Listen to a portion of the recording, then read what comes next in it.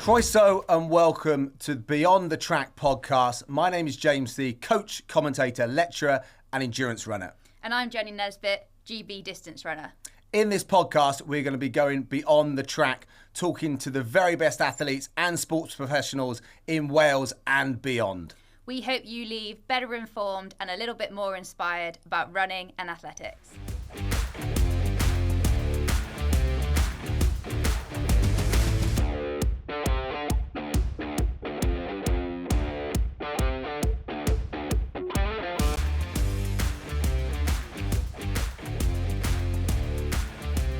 Hello and welcome back to episode 11 of Beyond the Track podcast. I am not in the studio today, but I am bringing you the weekend roundup from home before we get into a fantastic episode with Abi Pawlett that Harrison and I recorded last week.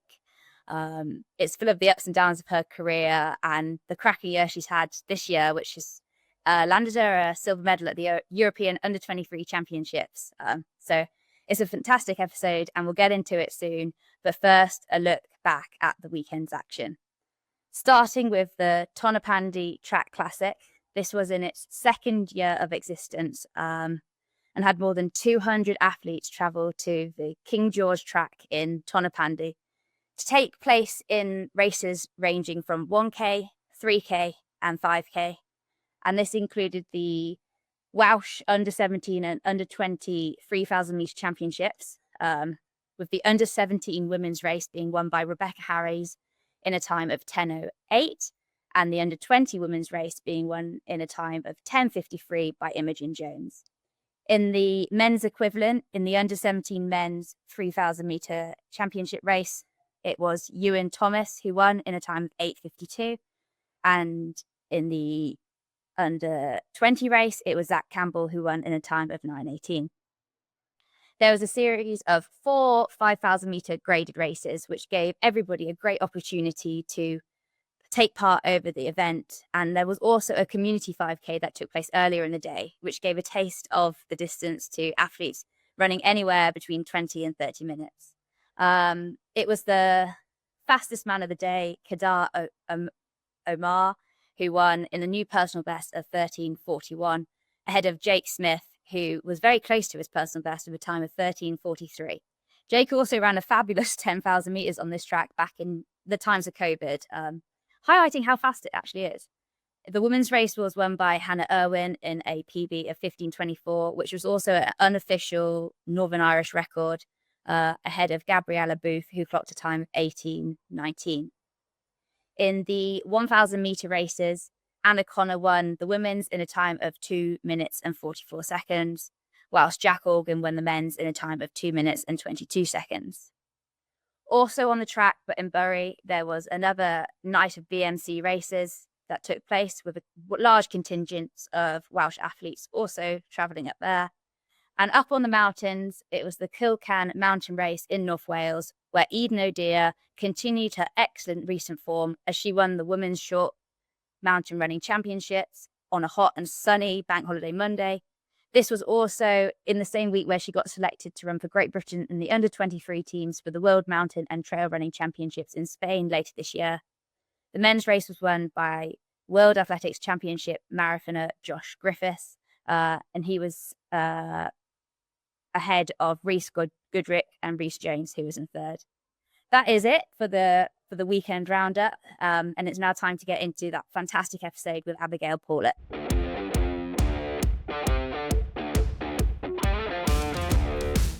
Today we are joined by the incredibly talented heptathlete Abi Pawlett. Welcome to the podcast. Thanks for having me. And what a fantastic year you're having, but we like to go back to the very start with our guests. Mm-hmm. Can you tell us when you first stepped onto an athletics track, where it was and what you remember? Yeah, so I think I was probably about eight years old, like really young, probably not long after London 2012. Mm-hmm. It was at West Cheshire Athletics Club, and yeah, I remember being sat in the car with my dad because my I think my mum was meant to take me, but my little sister had a party or something, and I was wearing a High School Musical Wildcats hoodie. I remember it so clearly. And I'd sat, it was like a 10 till 12 session, and I was sat in the car until like 11:15, like crying because I didn't want to go because I didn't know anyone. And my dad was like, it's fine, like we'll just go and get a coffee at M&S. And then ringing my mum, and mum was like, you drag her out of the car and you take her to the track. So yeah, I think I started like really young when I was like 8, but then didn't really start competing until I was like a little bit older, like 11.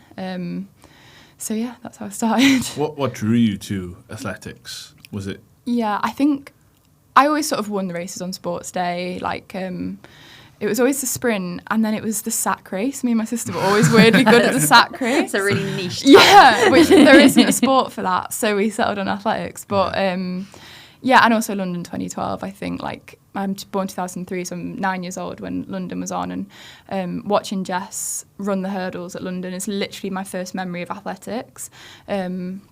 So I think like that paired with being quite quick on sports day. And then my granddad always tells the story that I'd been naughty one time in the garden and I was running away from my mum and she couldn't catch me. And he was like, you need to take her to a track, like just see what, like she's a pretty quick runner, let's just see what she can do. Oh, so yeah, that's really cool. Did any of your family play sport and kind of help understand that, you know, see that they're quick and you're running around? Yeah. Like, yeah, so my mum's side of the family was all quite big into football. And then my uncle swam for Wales. He did like IM, so I guess the swimming version of heptathlon. Yeah, so my uncle swam for Wales. All my mum's side was quite into football, and my dad played football. Well, my dad played every sport to quite like a decent level.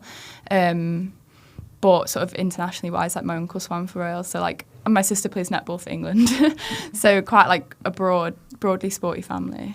Yeah. And what was it that kind of made you go to the athletics club? Was that your parents' encouragement, and how did they find out about it?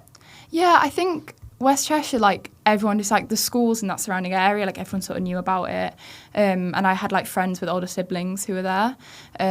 So I guess, yeah, when I was kind of showing that I was quite quick at sports day, and when my granddad told her she needed to take me, that I think I was sort of the first people out of my friend group to go, which is why I was like so upset, because I'm not the most extroverted person. Like I won't just go up to someone and be able to make a friend when I was younger. So I think, yeah, like just from hearing about it and obviously sports days and stuff, that's how I ended up there. And you obviously had a lot of different talented kind of athletes within your family. Yeah. You ended up settling on multisport. What was it that kind of led you to kind of figuring out that was your event, I guess? I don't know. At West Cheshire, like they're really, really good at bringing like really young athletes through. Like they get you when you're 9, 10, 11 and they put you in the Cheshire League where you do like a run, a jump and a throw, and then you end up doing a quadrathlon where you bring another event in, then it becomes a pentathlon, and then like before you know it you're already at heptathlon. So it's like I never was like, obviously I watched Jess at London and I knew what that was, but I never went, I want to be a heptathlete. Like that's just where I ended up, and just kept at it. Like I'm quite a stubborn person, so like I will just keep going and until like I'm satisfied, I guess. Or yeah, so I didn't really choose it. I just sort of ended there, and yeah. And you mentioned like how much of an influence Jess had on kind of inspiring you into the sport, and we always go back to like the 2012 legacy and things. But like, how fundamental was that in kind of getting you to where you are now? Yeah, I mean, like I said, watching Jess do the hurdles at London is the first, if you ask me like my first ever memory of track and field or athletics, it's literally watching her run that hurdles race. And obviously she ran so quickly at London. I remember my parents saying like, oh, she could have medalled in the individual. And I guess it's weird that as I've gone on throughout my career that I've become the hurdler heptathlete as well. And might be fate, might be coincidence, but I'm sure I would have still gotten into the sport without that, but it is weird that is my very first ever memory of it. And yeah, I guess at London 2012, I think it's been massive for like, especially heptathlon. I feel like we've got such a generation now where you can see so clearly that, not even in heptathlon, I think just in our age group in general, that these kids have been inspired by London 2012. Absolutely. And we've had such a strong few years in hep, especially. Even myself, you know, coming through, like, I'm older, but I still watched 2012, and in my transition, then I knew what I could go and do. So like, such an amazing. I remember being on some sort of athlete program with British Athletics, and they took us to watch one of the heat days at London 2012, and Mo Farah was running, and like for an endurance girl, I was like, oh my god, this is amazing. Like, you always like, I think I always look back to that and think, wow, like that was so inspiring at the time. And if you think 2012, I didn't even realise KJT competed in 2012. Now it's like she's bringing through, so like that's so cool to see that like that level of heptathlete, and then going on to inspire you even further, try and push that rope. Try and copy them. And your success started at a young age. 2019 was a massive year, breaking a lot of records. What kind of clicked for you that season?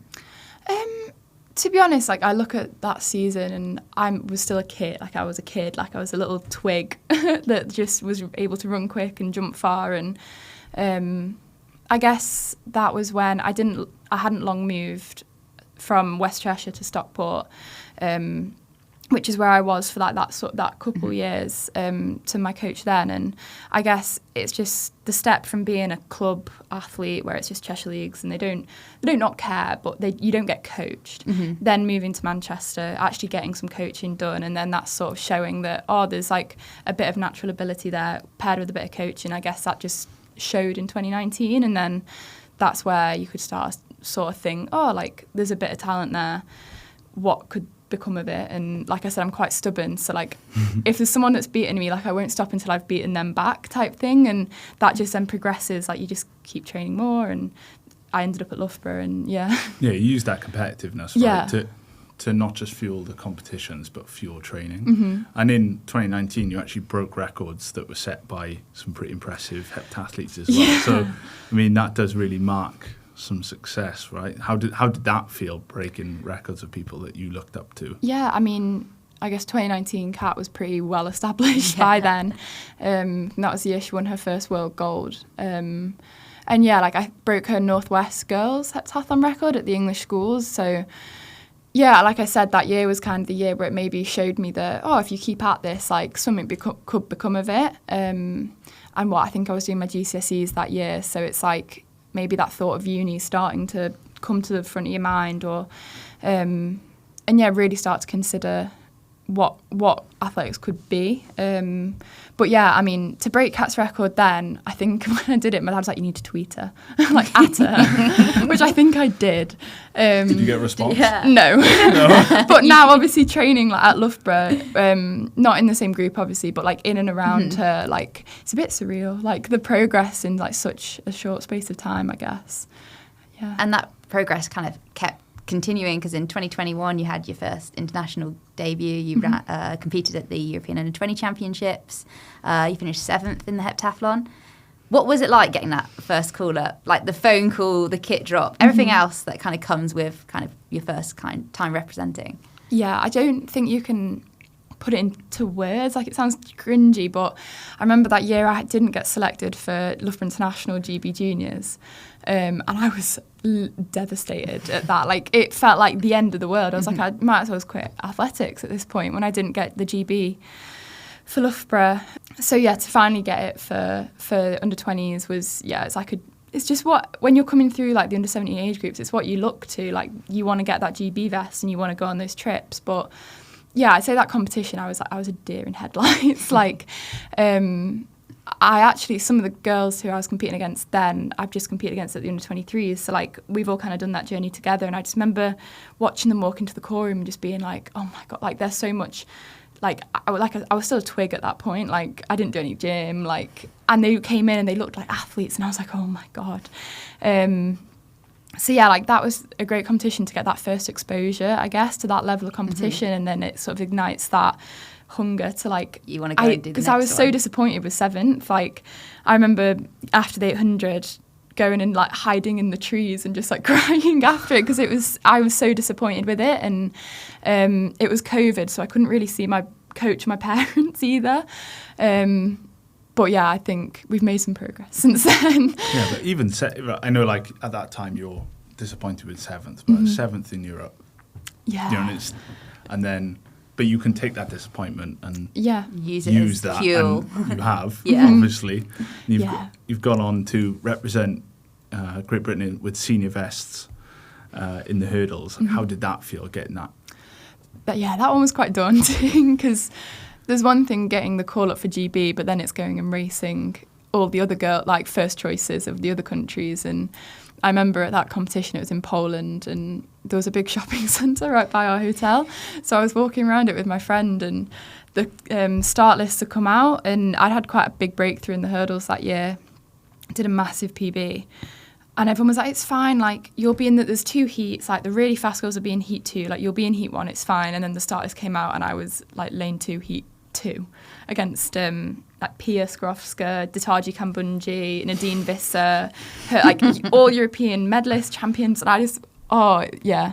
But I actually think that's probably the least nervous I've ever been for a competition, and I actually think it went against me. That I was stood on the start line like it was a school sports day. Like, I felt way too relaxed, and my coach always says nerves are good and you need nerves, and I ran rubbish in that race, but it was an experience, like I said, and obviously hurdles has continued to go quite well, and I got selected for team champs again this year, but obviously I had to withdraw. But I think it just prepared me to know that when you are in the races with these really fast girls, like, expect them to get away from you now and claw them back or stay with them. And that's something I'd never raced anyone that quick before, and I think it just shocked me. And now I'm prepared for that. So, like, even though it was a disappointment, it was such a big learning experience. I remember Darren Campbell sitting me down, because obviously I was upset after that performance. Like, I wanted to do better. It's team champs, so you want to do it for the team. And he gave me a good little pep talk. And yeah, it was a good learning moment. And obviously got my first senior cap for my second event. So not bad, I'll really, take it. is it? And this past year, you've also had some really big breakthroughs. You were the British indoor 60 metre. You won that, and you got the Welsh indoor record, some amazing PBs. You went to the European U23 Champs, and you won a silver medal. Wow. What's been your highlight? That under 23 medal. And I think for a lot of people, I guess, going through the age groups, they get their 20 medal, they get their under 18 medal, and 23 is just another sort of tick box for them, maybe, or maybe not. And you're like me, but I've had quite bad luck with my age group stuff. Obviously, I made my under 20s, but it was my first experience on that stage, and I didn't perform how I wanted to. And then that year, it was also World Under 20s, but we didn't take a team because it was in Nairobi, and it was 1 year after COVID. And then the year after that was another World Under 20s because COVID messed it up. And I'd got the auto queue, I was going, and I think I was ranked second going into it. And then I broke my foot. So I missed that. And I think the score that ended up getting a silver medal there was like 30 points more than I did in my qualifying competition. So that was being sat in a boot watching that, and then watching the commies in 22 as well. That was pretty gutting. And then yeah, last under 23s, I went just for the hurdles, and then I didn't make out the heat. I fell. So like, I feel like this under 23 medal was just like a culmination of like these past few years of bad luck or injury. I feel like I don't want to say it meant more to me than it did to most, but like, it meant a lot. It meant a lot to me. I know it means a lot to everyone, but I think after the few years that I'd had, and to also do a score that I knew that I could do, that I think I was saying to my parents the other day, if I'd have said to people, oh, I'm going to score 6.3 twice this year, if I said it to myself, I'd have been like, oh, yeah, all right. But to then do that 6.3 performance again and get that medal, like, it was all I wanted from this year, to be honest. So, yeah. It's awesome to see how proud you are of these performances. It's amazing. And also, like, you know, you're talking about being disappointed with 7th in Europeans, and then you're going to get in silver in Worlds. Like, you can really see that journey for you, and like, you know, you're talking about disappointments, but like the learning, and like, I can see by your attitude, you clearly just go, right, I wasn't happy with that, but I'm gonna make decisions to be better, and you can see, and like, you see how proud you are of that. Is amazing. In terms of heptathlon, I think we should take it back. And actually explain what you're doing, because you've just got all these successes. You know, you're doing hurdles, you're doing let's talk about heptathlon a little bit from a perspective, like, what events are you doing? Okay. So heptathlon is 7 events over 2 days, and it's the female equivalent of the men's decathlon, which is 10 over 2. So day 1 is hurdles, high jump, shot put 200, and then you come back day 2 is long jump, javelin, 800. So that's the heptathlon. So what, and talk us through what that feels like. So you've got the first event up. Like, what time are you getting up? Like, let's go through a weekend. We're normally the first person on the call sheet. So you're normally up bright and early, which then for me, when I go to a competition and just hurdle, I really don't like it. Because if you're racing at 6 o'clock at night, I'm like, well, what do I do all day? Like, so yeah, up bright and early, normally the first event. So you'll do the hurdles race. Normally it'll go slowest to fastest in the heats. And then a lot of the time, especially at championships, like you go from crossing the line straight to high jump. You don't even get to come off the track and go back inside. Like you have to have your bag packed and ready. Wow. And they'll take it out to you. So like almost no recovery between hurdles and high jump. High jump can be quite a long event as well sometimes. So then, yeah, you normally, if it's a sessions, it's hurdles and high jump at first session. Then you can either go back to your hotel, have lunch, and then come back for shot on the 200, which you normally have a bit more of a break between them because you need a bit of a warm-up for 2. And then, yeah, normally the 200 can be, again, if it's a championship, can be 9:30 p.m. and 10 p.m. at night. So then you're, again, slowest to fastest normally. So if you're in that last heat, it can be near 10 o'clock by the time you're done. And then you've got to get back, ice bath, treatment, food, recovery shakes, like trying to get that all in. So then it turns into quite a late night. Yeah. And then you're up and at it early again the next morning. So like you don't get much sleep, I'd say, on a heptathlon, whether that be the late night or the nerves and just the anticipation, I guess, of day 2. Long jump bright and early. And then javelin is sometimes morning, sometimes evening, normally morning. And then you have the nice long wait that everyone's favourite event, the 800, again, which is normally quite late in the evening. So yeah, it's a pretty long day.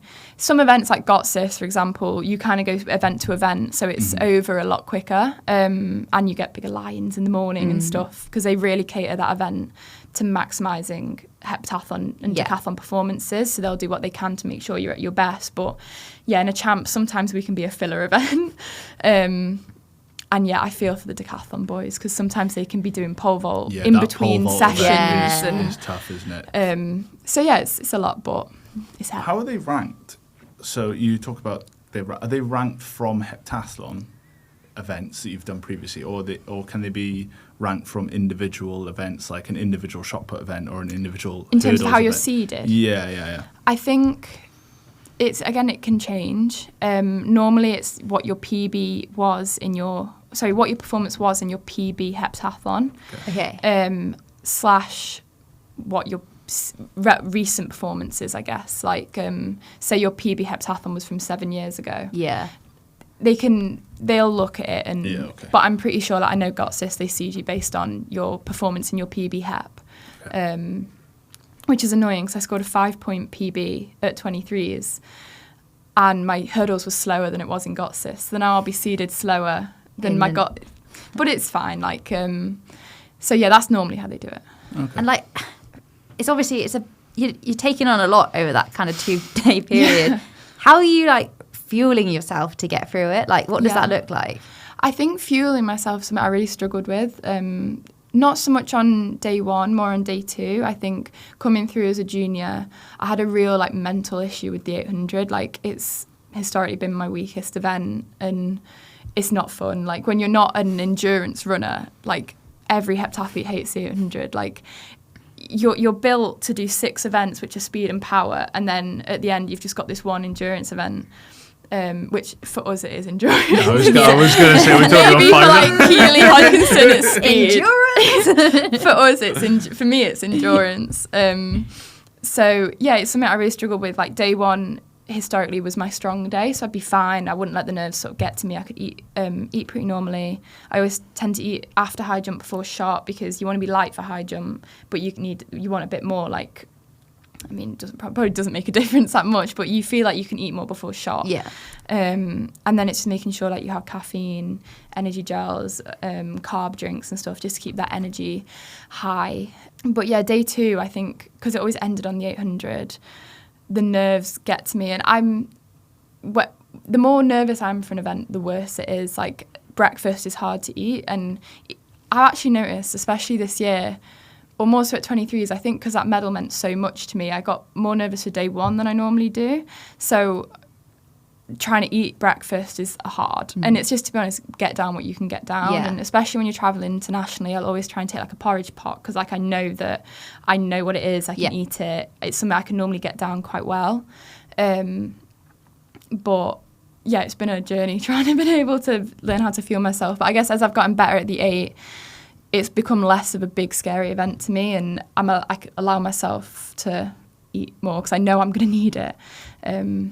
It's a managing act, managing game. And you've obviously you've learned that, and you've found kind of what works for you. Between events and during a comp, how do you then visualize and mentally prepare for events? Obviously, you've got the dreaded 800 at the end, but the other ones that you really enjoy perhaps doing a little bit more, what does that look like?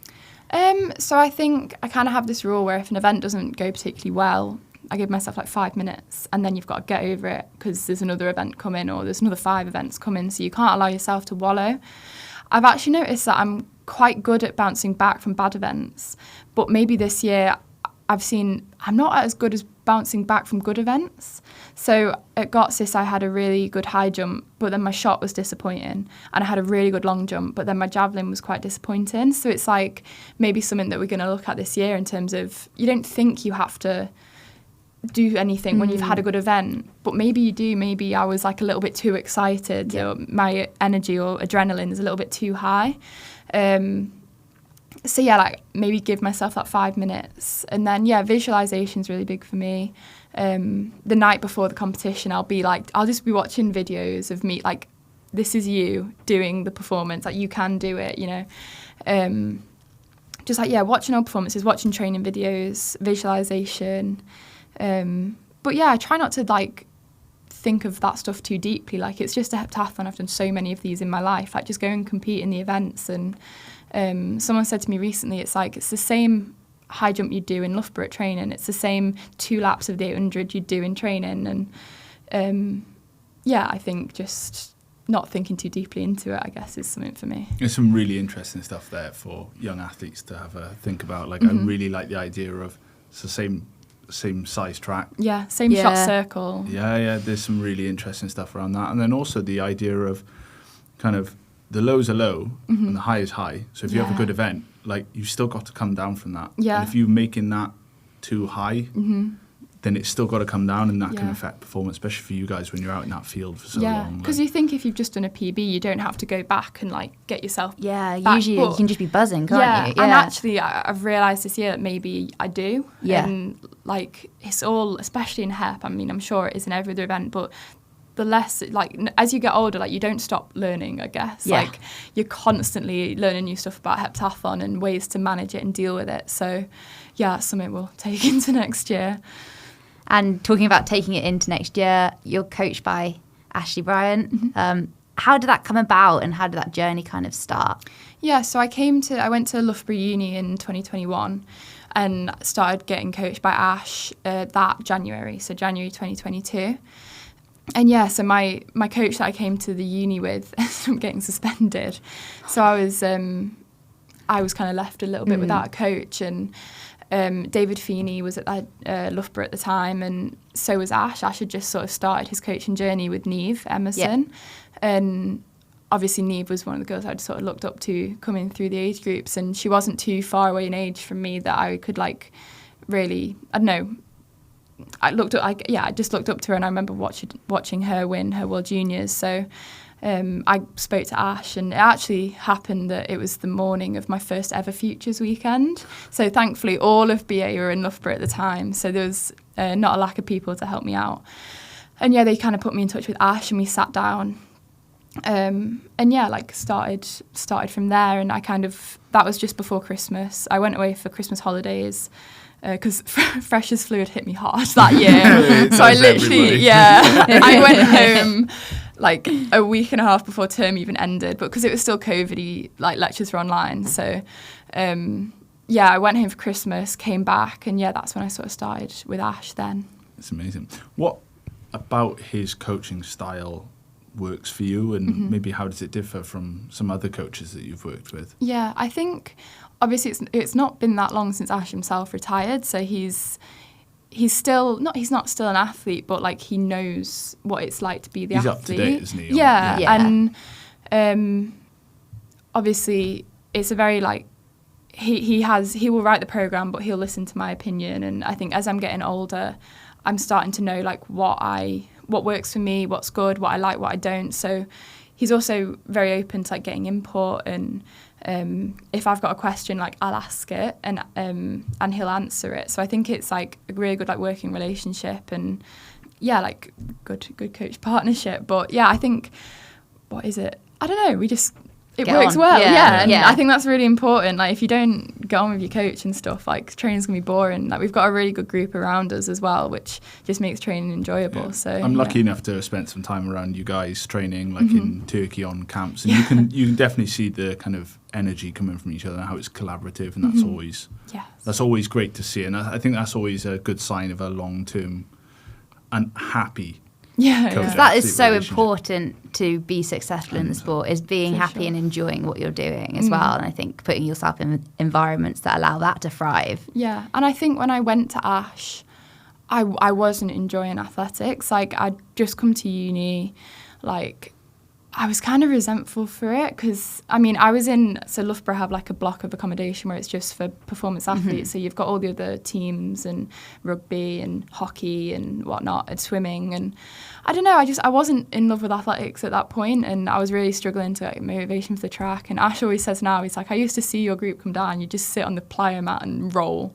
He's like, I never saw you do any actual training. So like I've definitely got the love back for it the past few years. And I don't know if I'd probably still be doing it. I don't think I'd be here if I hadn't gone to Ash when I did. And I think it was just, again, that step up from club athlete to when I went to Manchester to then when I first went to uni. And then it was just that final step to like, okay, you want to be a pro athlete, like this is the training you got to do for it. And Ash knows how that is because he was one himself. Yeah, of course. And, talking about training, you must have a pretty varied training week. You've got a lot to fit in. Would you mind talking through some of the kind of stuff that you've got to do? I mean, right now in summer, it's changing every week because you're going to comps, you're here, there and everywhere. But a typical winter week would be, Monday would be like hurdles, speed and gym. And we'd come back for gym in the evening. Tuesday would be like shot and then some conditioning, so like circuits, sand circuits, med ball. Wednesday is long jump, sometimes javelin. If we throw twice a week, we'd have javelin on a Wednesday, and then either a like base work 8 session, or as you're starting to get into summer, we'd get like a 400 session in, and then another gym session on Wednesday, a little bit smaller. Thursday's active recovery. Friday'd be high jump, short speed, and then a little bit of gym. And then Saturday would be a javelin again, and 800 session, and then a little gym session on Friday. So yeah, pretty packed week. And then Sunday's a rest because we need them. But yeah, it's pretty tiring. Do you have a favourite training day of the week? Anything was Monday, probably. Anything with sprints. Something short, something fast. And to be fair, I quite like Tuesday. I like training short, and I wouldn't say I actually have. Maybe Wednesday's probably my least favourite because it's normally the longest day. Mm-hmm. So when you're in the like mid-November, big long jump sessions, big hard running session, and then you've got to come back for gym. That's the hard one. Yeah. But then the most rewarding, maybe. So yeah. I guess you can practice some of those fueling strategies and some of the stuff around. You guys train a hell of a lot for a long time, and that reflects your competition, right? Mm-hmm. What are your favourite events, if you don't mind me asking? I know you like the hurdles, but is that actually your favourite event? Hurdles is my best event, but it's like 10 opportunities for stuff to go wrong. Like there's 10 hurdles, there's 10 and especially I think with a heptathlon, like I said at 23s, I was really nervous for day one, which I'm not normally. And I think once you get started, you're fine. But because hurdles is that first event, it's that anticipation. And like you almost need that event to like just flush the nerves out, and then you're fine for high jump. So yeah, hurdles is one of my favourites, but I'd say the 200 is 200's my favourite. So that's for the sprint days. Yeah, and you know what? I was a sprint, like, that was what I first started as. Like, when I was under 11, like, I was a sprinter. That's where I originally started athletics. And it's like the least amount of thoughts. It's over pretty quickly, and you've just got to run fast for 200 metres. So, yeah, 200 is my favourite. And then with heptathlon, it's whatever's going well at the time, like, in terms of the other events. Because there's so many, it's just like a rotating like order of what's going well and what isn't at the time, and obviously if something's going well, it's enjoyable. So we're always interested to kind of get athletes' perceptions on the sport of athletics, and if you've ever come across like sort of barriers to participation. Have you dealt with any of that in the past? I think, I mean, dealing with it right now in terms of the rankings for Tokyo, like, I don't necessarily think the ranking system works for combined events. And I'm sure, I mean, people have lots of opinions on the ranking system. And my personal opinion is if you're a 100 metre, 200 metre runner, even like 800, you can go and do like 3 or 4 or 5 races in a week. You cannot do that many heptathlons. And we only get 2 scores will be taken into account. And then ranking point, I don't think it works. And it's like, I think this year, last time I checked, I was like 11th biggest scorer in the world this year, but I'm like 29th on the ranking system, and I'm not going to Tokyo. Because they have exceptions, I think, for like area champions as well. Like, there's a girl going who scored 5.7 at the minute, and I'm like, I've scored 500 points more. I could come top 10, and like, I'm not there. And it's the way it is at the minute, but I don't necessarily think it works for heptathlon.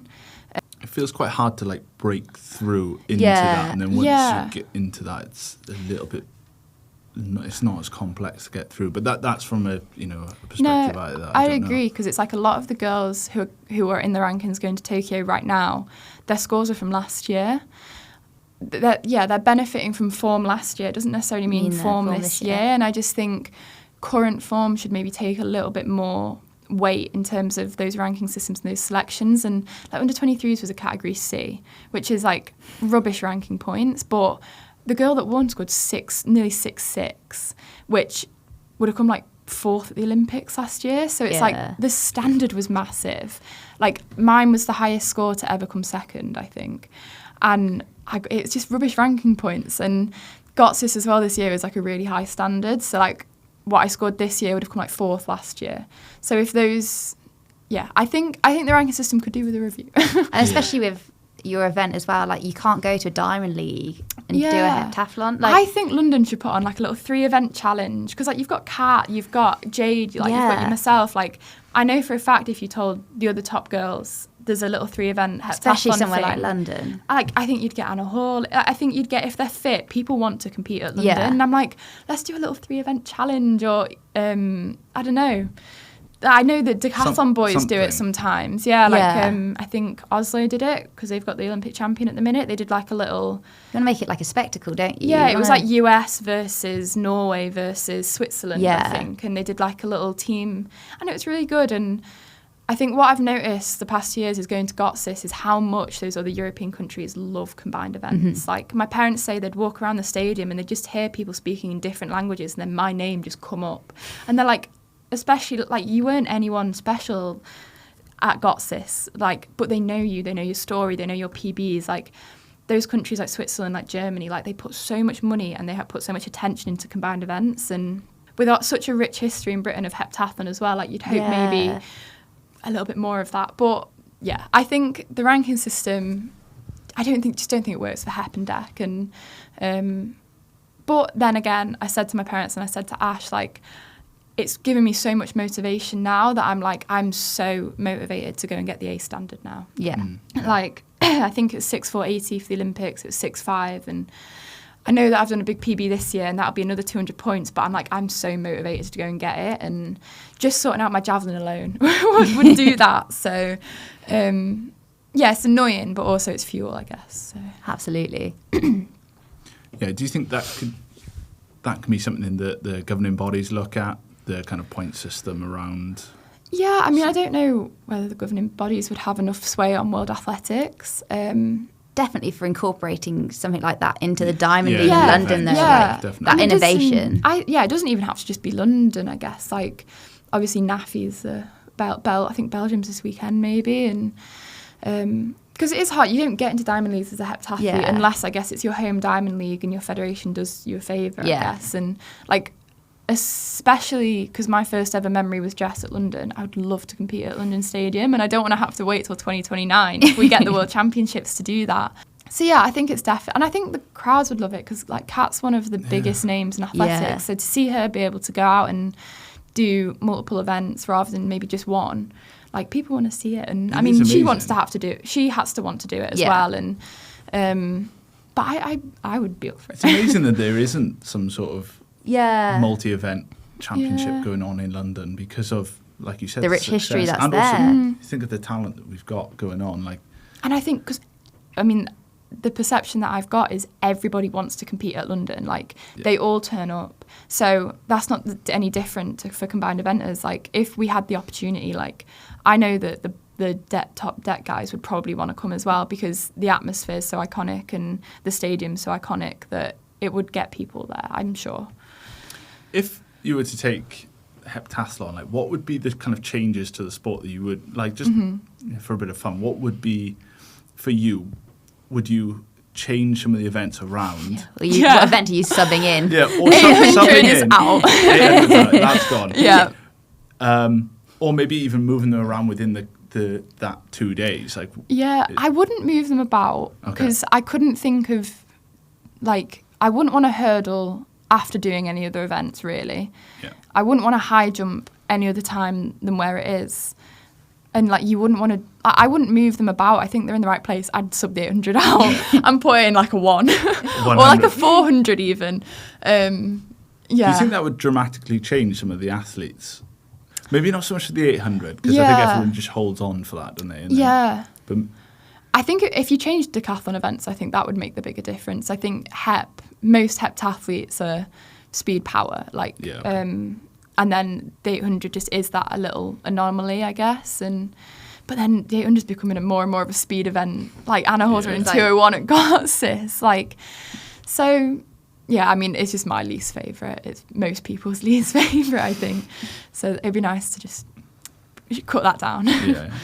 Well, we all know that athletics is pretty all-encompassing, isn't it? Like, what kind of things do you have outside of it? Do you have any hobbies or anything that really, like, chills you out after? So I'm a big reader. I've just graduated from Loughborough doing English Lit. So I literally did it for my degree. So yeah, I'm a really big reader. I think I've read like 30-something books already this year. That's so good going. I wish I was a reader, but I'm just not. I always have been, like, from when I was like, I'd always just have my head buried in a book. Like, my sister's the one running, like, circles around my family, and I'd just be sat reading my book somewhere. So yeah, I'm a really big reader, and I think that's quite nice. It takes me away from scrolling on my phone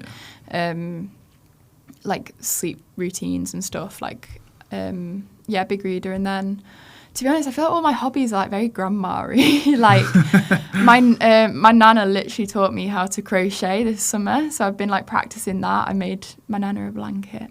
And yeah, just TV, Netflix, I guess. Like, yeah, nothing too... What kind of books are you reading? Let's delve into that a little bit. Well, so I read a lot for my degree. So I did my dissertation on Jane Eyre and Wuthering Heights, Bronte. But yeah, I'm really broad. Like, I'll read anything. Most things. I read me and my nana are reading the same books at the minute. It's like it's like a book club. Like Kristen Hannah ones at the minute. But Emily Newnham's just set up a little. Well, it's not really set it up, but like she's got a little book club in Loughborough. So she's just let me join that. So we read one called Tender is the Flesh for that this week. So I think we're meeting next week to talk about it. Love it. That's very cool. A lot of athletes read. Like when I've spent a lot of time away and stuff, and you end up reading. You end up swapping books, which is a really like fun thing to do. Like, especially if you're like traveling different comps and you end up like just swapping a book with someone like from Germany or something. Yeah, exactly. And it's in German. Yeah, you're like, oh. But food and nutrition, we've obviously been through that. It's really important. But we like to to ask all our guests. If you were having your last meal on Earth, and you could only invite 3 people to share that meal with, what are you eating and who are you eating it with? So it's either a roast or it's I have a local butcher's from my family's house, my parents' house, and they do the best meatballs, and I've been obsessed with them ever since I was little. So it's either roast or it's that. And then the first person is Taylor Swift. I'd love to meet her. Like, she's so cool. Yeah, I don't know. Literally just me and her. I just have a date with Taylor Swift, and like, she's a big guest. Yeah, she takes the floor through. You might have said like KJT or Jess Ennis, but you've probably met them. You've probably had dinner and coffee with them. Yeah, I mean, that's the cool thing about our sport. Yeah, I guess athletics-wise, like I met Anna at Gotsis this year, and she was so lovely. So, and I know she's a fan of Taylor Swift, so maybe she can join. Yeah, you are. And then I don't know, someone else who likes Taylor Swift can join, and we can Harry Styles. He's from where I'm from, so there you go. That's going to be a it's going to be a strong exes dinner. Though. Taylor and Harry. Yeah, are ex. let's make it a bit carnage. Yeah, it's all right. I didn't even know that. Yeah. What would be the best piece of advice that you've been given in athletics, and maybe one that you would give to someone else? That's a good question. I think, so when I was younger, I said about the 800 being quite a big mental block for me, and I worked with a psychologist called Sarah when I was about 16 or 17. I'm going to butcher this as an analogy. I cannot remember it exactly, but it's more the principle, and it's like if you've got 5 people, it's like one of them will love you unconditionally no matter what, like no matter what the outcome is. It's like your family, and then you've got your 2 people, that's your support system, that's your coach, that's your physios, and obviously they say you have a bad performance, like they know what's going on. I guess it's to help deal with like bad performances or people's perceptions and what people think, and then the other 2 people or the other 3 people, they don't care, like and I guess maybe when I was struggling with the 800 mentally, it was like, oh, I look so bad, I'm coming last, like and I guess that piece of advice has helped me deal with like not caring. It's like at the end of the day, like you're running in circles and you're running as fast as you can and jumping into a long jump pit, like in a pit of sand, and you're running over 10, like actually taking it back and going, when all is sort of said and done, like it doesn't really matter. Like your mum and your dad and your sister and your family they don't care whether you win this race or whether you win that medal, and your coaches, like obviously they care as well, but like you're still a person at the end of the day. And it's really, I guess, when those nerves really start to build up, to sort of take it back and go, if I quit right now, well, not that you're going to, but like it doesn't actually matter. And I think that's helped me with nerves, and it's helped me with, I guess, just performances and taking the pressure away from it. And then one piece that's a good piece of advice to give someone else, I think. But also, like, I think I remember watching, I think Jazz maybe said this after she jumped her 7 meters indoors, is you've got to believe in yourself like so much that people think it's a bit delusional. Like me saying I want to go score 6.5 next year, like I want to get those A standards from now on, like it's like, oh yeah, all right. But if you like, you've got to believe that, or else you're not even going to come close a little bit. And I think that's a great piece of advice for absolutely. everybody as well. Yeah. Like, you know, that gets me going. Yeah. Oh, here we go. Finally, next year we've got the Commonwealth Games.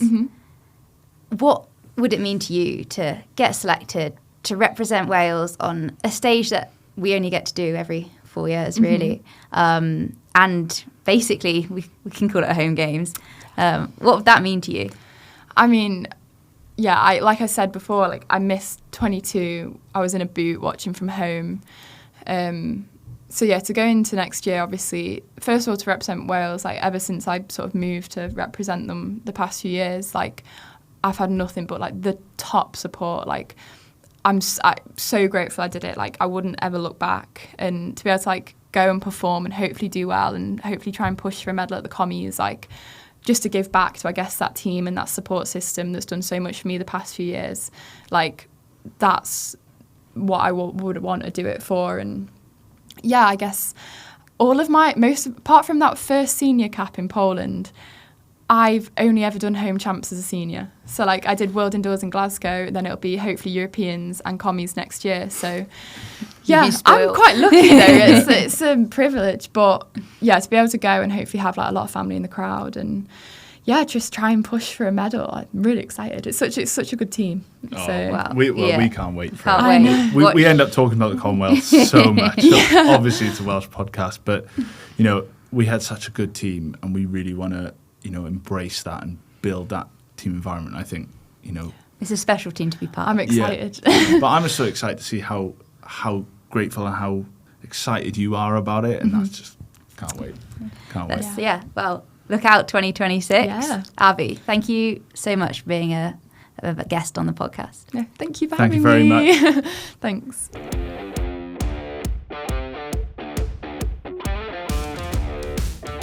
What a fantastic episode of Abi. It was so good to hear about the ups and downs of her career and how she's really used a positive mindset to get to where she is today. And she's had a fantastic year this year, and it's fingers crossed for that World Championship selection for later on this year. That is it for the episode of Abi, and we're going to have a look at what's coming up this weekend. It's getting to that point in the season now where people are shutting down their seasons and they're all getting ready for a holiday. So there's not a lot coming up, but we have two key events this weekend. Saturday, we've got the Sports Shoes Home Nations 5K in Butte Park. Anyone who knows me knows I'm a regular on this loop. It is a mile, and it's a fast mile. And this event's a really great kind of round out to the season for a lot of athletes. Wales are taking a team. We've got James Hennigan, Dan Nash, John Butler, Sam Roberts, and Connor Rogers in the men's team, and Sophie Pickett, Rhiannon Payton, Alor Evans, and Kaylee Price in the women's. So the action kicks off on Saturday night in Butte Park, and it is free to spectate. So anyone who's around Cardiff and fancies an evening of fast racing, get yourself down there. We've also got the Manchester International this Sunday. I competed in this event maybe 4 or 5 years ago now, and it's a great evening and a lot of fun. We're taking a 400-meter mixed relay team out there with high hopes of putting down a solid performance, I think, as we look ahead to the Commonwealth Games next year. And there's also a strong contingent of throws and jumpers going. We've got the likes of Tommy Roberts, Bumi Odaway, Olivia Breen, Harrison Walsh, and James Ledger, also making the trip up to Manchester. So good luck to all competing. That is it for what's coming up this weekend. So maybe a bit more time for you to listen to one of our episodes of the podcast. And on that note, don't forget to like, subscribe, share this episode with a friend, and I'll be back next week with another guest.